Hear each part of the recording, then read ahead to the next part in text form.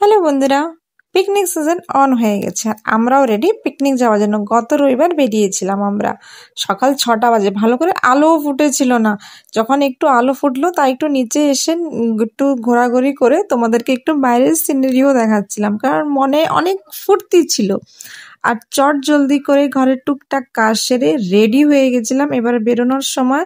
কিন্তু একটাই অসুবিধা হয়, এই বেচারাটার মনটা খুব খারাপ হয়ে যায়, একে ছেড়ে যেতে একদম ইচ্ছে লাগে না।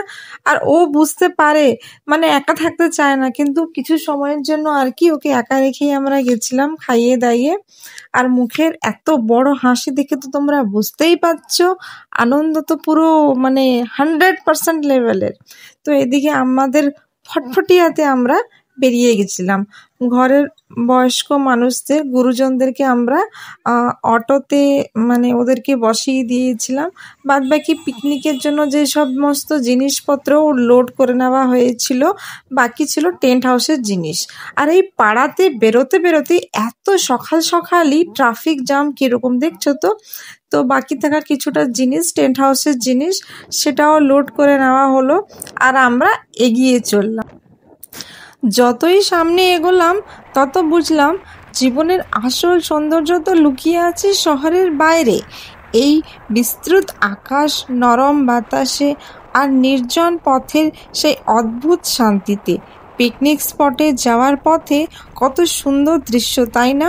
এক পাশে নদী বয়ে যাচ্ছে তো আরেক পাশে দূর পাহাড় দেখা যাচ্ছে, রাস্তার ধারে আবার জঙ্গলও।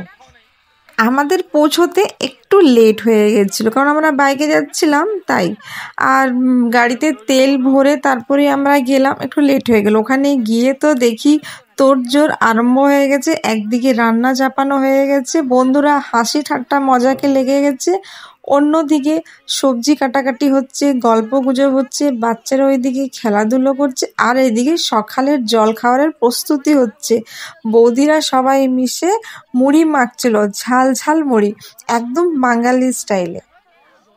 দেখছো তো, এক গামলা মুড়ি মাখানো হয়েছিল, আর তার সাথে ছিল গরম গরম সিঙ্গারা, বিড়ি বড়া আর একটা করে মিষ্টি। আর এইখানে বরের বন্ধুরা ইয়ার্কি ঠাট্টা মজা করছিল হ্যালো গাইস বলে। আর ওদিকে দেখতে পেয়েছো তো, গোটা মুরগি তন্দুর হচ্ছে। তা ওদিকে হতে হতে এদিকে সবজি যেহেতু কাটাকাটি হচ্ছিল, এদিকে তন্দুরির উপরে লেবু চিপে নুন দিয়ে পেঁয়াজ দিয়ে, আর ওইদিকে আবার চিকেন পকোড়া, মানে একটার উপর খাওয়ার উপরে খাওয়া, মানে এত আইটেম যে হয়েছিল আমার অর্ধেক মনেও নেই। এদিকে দুপুরের খাওয়া দাওয়াও শুরু হয়ে গেছিল প্রায় 3টে নাগাদ। আর সমস্ত দাদারা রান্না বান্না করেছিল, রান্না বান্না খুবই টেস্টি হয়েছিল, বলার আর কিছু নেই।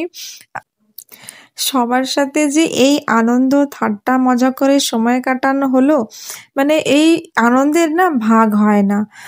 সবকিছু শেষ করে কিছু কিছু ছবি আমরা তুলেছিলাম, সেটাই তোমাদের সাথে শেয়ার করলাম।